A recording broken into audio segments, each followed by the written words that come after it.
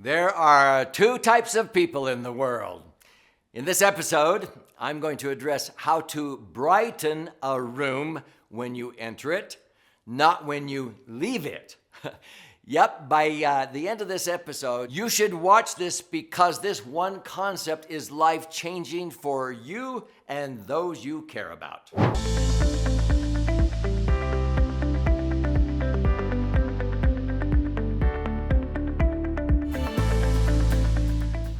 So there are basically two types of people in the world: scarcity-minded people and abundant-minded people. Now, this I'm going to credit to Dan Sullivan, a personal friend of mine. He's known as the strategic coach, and he did an incredible white paper years ago talking about the differences between abundant-minded people and scarcity-minded people. And I want you to listen very close, and you'll begin to identify people in your life, maybe in your family or where you work, and which one of these two camps they are in. Scarcity-mindedness, their view, in other words, these people's view of the world, is that everything that's needed for future survival and progress is getting scarce. It's running out. There's nothing positive. Everything's getting worse, worse, worse. They're pessimists, okay? And so it usually starts out with this zero sum, that there's only so much of this or that in the world. And therefore, it's being depleted, and life is unfair. And so they want to make life fair for them and for everybody. And they have that kind of a cloud over their head all of the time. In other words, they think, well, if you walk in and you're excited and you're happy, they're bugged. You know these kind of people? They're really bugged that you're happy, because you took more than your fair share of happiness out of the world, and now they can't be happy because you took more. And, I go, okay, did you just get bugged that I took an extra breath of air out of this planet? No. Hello, there's plenty. I mean, the trees and the foliage just replaced whatever I did. There's an abundance, okay? Sometimes I ask people in the summertime, how many of you have been swimming lately? Oh, yeah. Did you use all of the water? No. There's plenty. But see, scarcity-minded people think, no, you're depleting it. That's unfair. And so they think it's unfair if you're happy. They think it's unfair if you're healthy. And you may go, well, I actually work pretty hard. I work out an hour, hour and a half a day. I watch what I eat. I have to discipline myself and say no to certain foods. And they go, well, that's unfair, because I can't do that, or I don't want to do that, but it's unfair that you're healthy and I'm not. And so I want you to pay for my habits and my unhealthiness. This is where we get into arguments with, healthcare and all kinds of things. But folks, this gets us into trouble, whereas an abundance mindset, according to Dan Sullivan, is you have exponentials, okay? You have exponential growth. You have ingenuity. You have opportunities, unlimited opportunity. And most scarcity-minded people don't see opportunities. All they see are problems and challenges. And it's really a mindset here.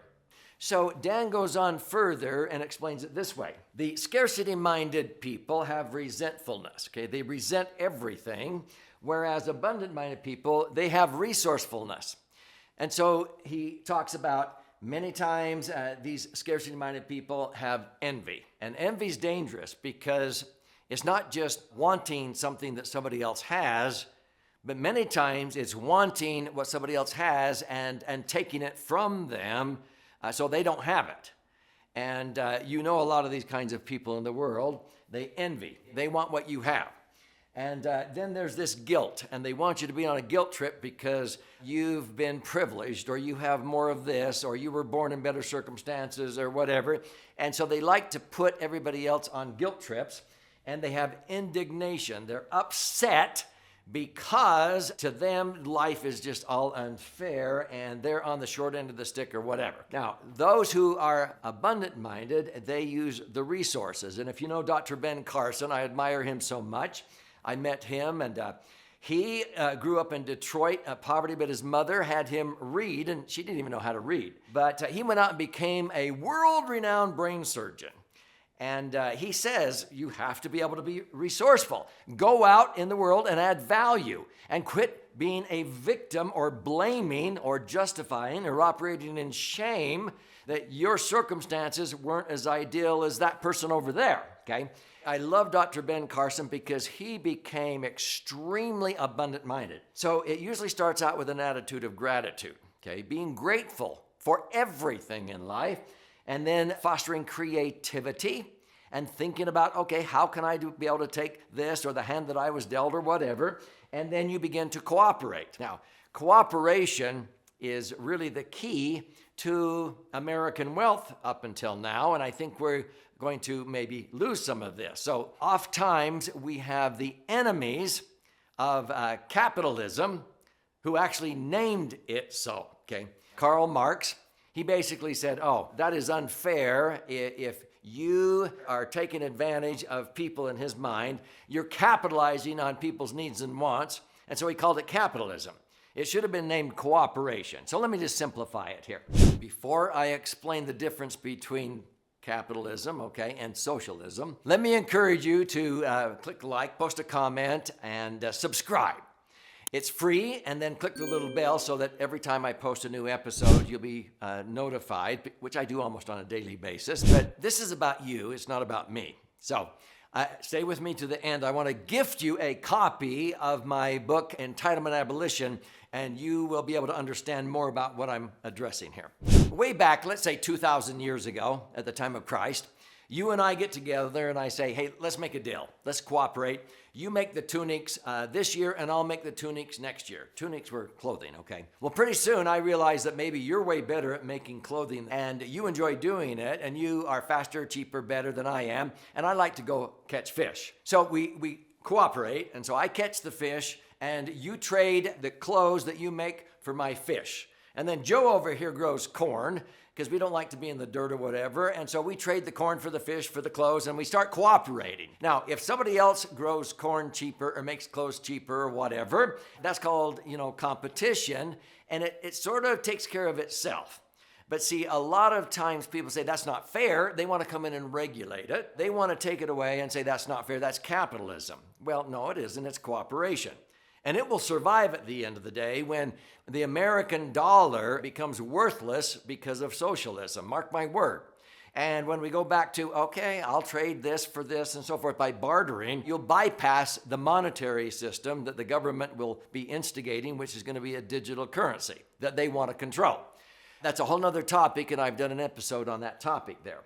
So where does all this come from? It comes from cooperation is where people cooperate and we have an abundance mindset and everybody, all boats rise with the tide. Whereas a scarcity mindset, that's unfair. You need to give me some of that success. And you hear this rhetoric all the time with scarcity-minded people. So Dan Sullivan, when he did this white paper, he summarized it here. This is the scarcity cycle.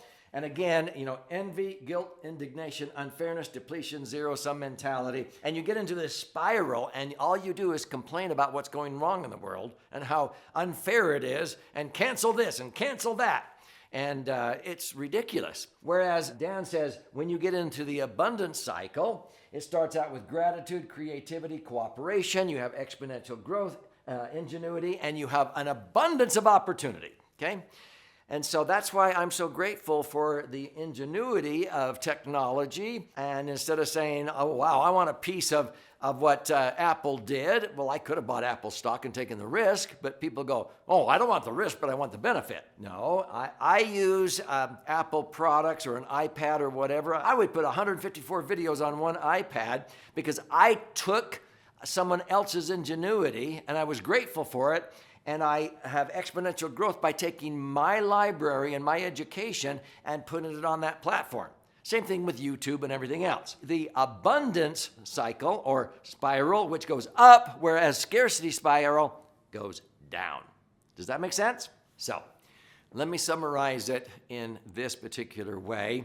Thomas Edison, when I talk to audiences, I'll say, so what did Thomas Edison invent? And most people go, the light bulb. Yeah. Well, a lot of people don't realize that with his team, he had attempted to invent the incandescent light over 10,000 times without coming up with a solution. And there was a young reporter that came up to him and said, Mr. Edison, how does that feel, having failed 10,000 times?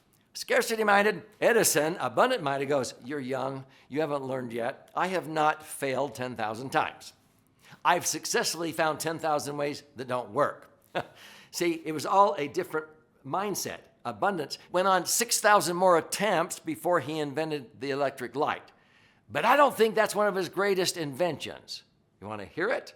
Thomas Edison figured out how to communicate 2,600 miles from San Francisco to New York in less than 7 seconds, when to buy, when to sell, using 2 symbols, a dot or a dash, which was the precursor to, not the Morse code, that is the Morse code. What was the Morse code the precursor to? Digital, okay? In other words, when I was in high school and I had a pocket calculator that was 1.5 inches thick, or scoreboards that had these 2 LED lights, when those were on, it was a 1. If they added that one, that was a 7. It's a 9. Well, that's an 8. See, these 8 bits made a byte. And so the first digital camera that came out was 20 pounds and cost 20,000 bucks. Now you get 3 of them for less than 10 bucks on your smartphone, okay? But see, it's digital. When you take digital, is it on or off, ones and zeros, and you bring it down to its simplest form, it's very easy. It's abundant-minded or scarcity-minded, in my opinion. Are you on or off? Are you on board or off board? Okay. Do you brighten a room when you enter it, or do you brighten a room when you leave it? I teach this to my grandkids. In a group of people, are you a fountain, or are you a drain that sucks energy out of the room because you're always talking about what's going wrong and you want to commiserate, okay? Are you abundant-minded, scarcity-minded? Is there higher power up there that is looking down going, come on, are you with me or against me? Are you on or off, on board or off board, scarcity-minded or abundant-minded, okay? So that's why I think it's so important. And when you read my various books and what have you, you'll see that I sort of filter out the people I like to hang out with. And I've had to make choices, even among own family members, because some of them brighten the room when they leave it. And so, yeah, I will try to help them and everything, but I like to hang out with ideal people that are on, and that's why I have a relationship clarifier, okay? And clients, I want clients that brighten the office when they enter it, not when they leave it. Or otherwise I fire them, and that's this mindset over here. And it's just that simple. Are you on board or off board? So I hope this is resonating with you. You can look at this example in my book, The Laser Fund. But I want you to understand this concept deeper by claiming a free copy of my most recent best-selling book, because you'll understand that when we talk about abundance versus scarcity, it is understanding all 3 dimensions of what I call authentic or true wealth. This is not about just making money, especially in a scarcity mindset where you make money at the expense of somebody else losing. No, you want to create win-wins. Okay, so if you want to learn more about this, I would love to gift you a copy of this book. How can you claim your free copy? You simply go to entitlementabolitionbook.com and you contribute a nominal amount towards the shipping and handling. Click on the link below, and I'll cover the rest of that cost. I'll pay for the book and fire out a hard copy to you. This is 200 pages, 12 chapters. Now, there are options there if you like to listen and learn, watch and learn. There's even an 18-hour masterclass I recorded on this if you really want to dive deep and change not only your mindset, but your kids and grandkids. And people have been so grateful for that. And also check out some of the virtual events we do on a regular basis. And if we happen to come to your city to teach these principles and concepts. But claim your free copy. Go to entitlementabolitionbook.com now.